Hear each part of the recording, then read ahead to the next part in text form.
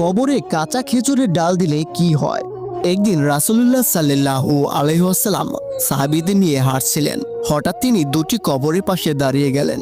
তার চেহারা গম্ভীর হয়ে গেল। তিনি বললেন, এই দুই কবরবাসী আজ